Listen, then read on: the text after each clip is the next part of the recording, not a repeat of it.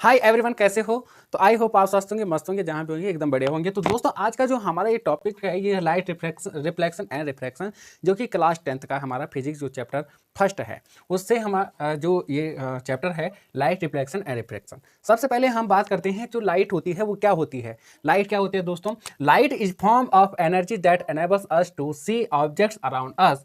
यानी कि क्या होती है? यानी कि लाइट एक एनर्जी है। लाइट क्या है? एक एनर्जी है जिसके कारण हम किसी भी ऑब्जेक्ट को देख सकते हैं। ठीक है, अगर लाइट नहीं होगी तो हम किसी भी ऑब्जेक्ट को नहीं देख पाएंगे। ठीक है, क्या है? वो एक एनर्जी है। लाइट भी क्या है? एक एनर्जी है जिसके कारण हम किसी भी ऑब्जेक्ट को देख सकते हैं। जैसे ये हमारे पास क्या है, ये व्हाइट बोर्ड है, तो लाइट के कारण हम इसको देख पा रहे हैं। अगर यहाँ लाइट नहीं होगी तो हम इसको नहीं देख पाएंगे। ठीक है, तो लाइट भी क्या है? एक एनर्जी है जिसके कारण हम किसी भी ऑब्जेक्ट को देख सकते हैं। ठीक है, अब जो हमारा फर्स्ट पॉइंट है वो क्या है? Light travels along a straight path. अब जो हमेशा जो लाइट होती है, लाइट एकदम स्ट्रेट पाथ में क्या करती है? ट्रेवल करती है। ठीक है, एकदम सीधी, एकदम बिल्कुल सीधी ऐसी है, तो इस प्रकार से वो क्या करेगी? ट्रैवल करेगी। ऐसे ट्रैवल नहीं करेगी, यानी कि यहाँ से घूम गई, यहाँ से आगे, है ना, घूम के आगे, ऐसे ऐसे ट्रैवल कभी नहीं करते हैं। जो यानी कि जो सनरेज होती है, ठीक है, जो सनरेज होती है या लाइट होती है, ठीक है, उसकी जो रेज होती है वो एकदम स्ट्रेट पाथ में क्या करती है? ट्रैवल करती है। ठीक है, सीधी, बिल्कुल क्या करती है? सीधी ट्रैवल करती है।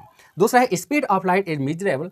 यानी कि जो स्पीड ऑफ लाइट है, लाइट की जो स्पीड है उसको हम मेजर करते हैं 3 × 10⁸ मीटर पर सेकेंड। ठीक है, यानी कि ये वैक्यूम में जो उसकी स्पीड होती है वो इतनी होती है, 3 × 10⁸ मीटर पर सेकेंड।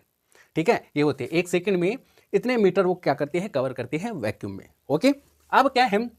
सबसे पहले अब हम यहाँ पे बात करते हैं रिफ्लेक्शन की।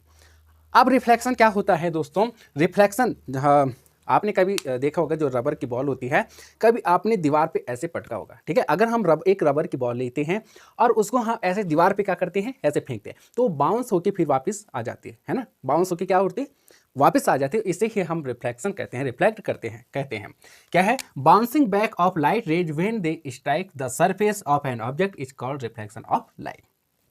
अब क्या है? जो सनलाइट होती है, यानी कि जो लाइट होती है, किसी ऑब्जेक्ट पे क्या हो जाती है? टकरा के और वापस आ जाते हैं, किसी सरफेस पे या किसी ऑब्जेक्ट पे टकरा के फिर वापस आ जाते हैं, उसे हम क्या कहते हैं? रिफ्लेक्शन कहते हैं। ठीक है, ये इन ट्रांसपेरेंट ऑब्जेक्ट पे होता है, ट्रांसपेरेंट ऑब्जेक्ट पे नहीं होता। जैसे हम हैं, हम क्या है? एक इनट्रांसपेरेंट है। ये बोर्ड क्या है? इनट्रांसपेरेंट है। ठीक है, अब इनट्रांसपेरेंट है तो यहाँ क्या होगी? यानी कि जो लाइट होगी, जो रेज होगी, इस पे टकरा के फिर वापस आ जाएगी। ठीक है, जैसे हम रबर की बॉल को दीवार फेंकते हैं तो वापस आ जाती है, यही होता है। और रिफ्लेक्शन के कारण ही हम किसी भी ऑब्जेक्ट को देख पाते हैं। ठीक है, यानी कि हम इस बोर्ड को देख रहे हैं तो रिफ्लेक्शन के कारण ही हम उसको देख पाते हैं। ठीक है, अब यानी कि जो एक ऑब्जेक्ट होता है और उसके सरफेस पे अगर लाइट क्या हो जाती है? टकरा के वापस आती है, उसे हम रिफ्लेक्शन कहते हैं। रिफ्लेक्ट मतलब टकरा के वापस आना, रिफ्लेक्ट का मतलब होता है टकरा के वापस आना। ओके, अब क्या है? Laws of reflection of light है। यहाँ पे कुछ लॉ हैं, रिफ्लेक्शन ऑफ लाइट के कुछ लॉ हैं, कुछ नियम हैं। वो क्या है? इंसिडेंट रे, रिफ्रैक्टेड रे एंड नॉर्मल और lie on the same plane. यानी कि तीनों क्या होते हैं? यानी कि इंसिडेंट रे का मतलब क्या होता है? इनकमिंग रे, जो आने वाली किरण है, आने वाली जो रे है, जो आ रही है। यहाँ पे आप देख सकते हो, यहाँ पर हमारे पास क्या है? एक प्लेन सरफेस है, बिल्कुल प्लेन सरफेस है। ओके, अब यहाँ पे ये इंसिडेंट रे है, मतलब यहाँ से ये रेज आ रही है, यहाँ पे इस पॉइंट पे क्या कर रही है? टकरा रही है, यहाँ पे रिफ्लेक्ट होके फिर वापस जा रहे हैं, इसे हम कहते हैं रिफ्लेक्टेड रे। ठीक है, क्या कहते हैं? Reflected ray. इसको कहते हैं इंसिडेंट रे, मतलब इनकमिंग रे। एंड आफ्टर रिफ्लेक्ट जो जाती है उसे कहते हैं रिफ्लेक्टेड रे। और एक बीच में एक इमेजिनरी लाइन होते हैं, इमेजिनरी जो काल्पनिक रेखा होते हैं, इमेजिनरी लाइन जो होती है उसे हम कहते हैं नॉर्मल, जो इन दोनों को क्या करता है? डिवाइड करता है। यानी कि एक इंसिडेंट रे को और रिफ्लेक्टेड रे को, दोनों को एक डिवाइड करता है, एक इमेजिनरी है। ठीक है, इमेजिनरी है। अब इसको हम क्या कहते हैं? नॉर्मल कहते हैं। अब यहाँ पे क्या है? Incident ray, reflected ray, incident ray and reflected ray and normal. ये तीनों क्या हैं? एक ही पॉइंट पे, एक ही सेम प्लेन पे क्या होते हैं? लाई करते हैं, यहाँ पे इस पॉइंट पे। यानी कि incident ray, reflected ray, normal, तीनों एक ही पॉइंट पे क्या करते हैं? लाई करते हैं। ठीक है, तीनों एक ही पॉइंट पे होते हैं, उसे हम कहते हैं, ये लॉ है। अब दूसरा जो लॉ है वो क्या है? Angle of incidence angle of equal to angle of reflection.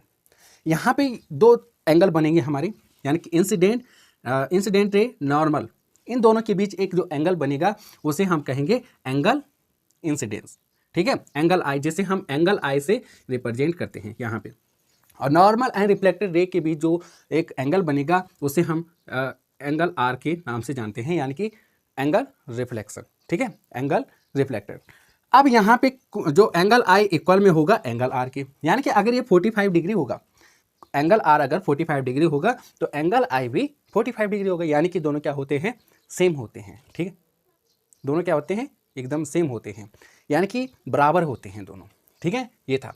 अब यहाँ पे रिफ्लेक्शन आपके समझ में आ गया कि रिफ्लेक्शन मतलब टकरा के वापस आ जाना। किसी इन ट्रांसपेरेंट ऑब्जेक्ट पे जब लाइट क्या करते हैं, टकरा के वापस आते हैं, और रिफ्लेक्शन के कारण हम किसी ऑब्जेक्ट को देख पाते हैं।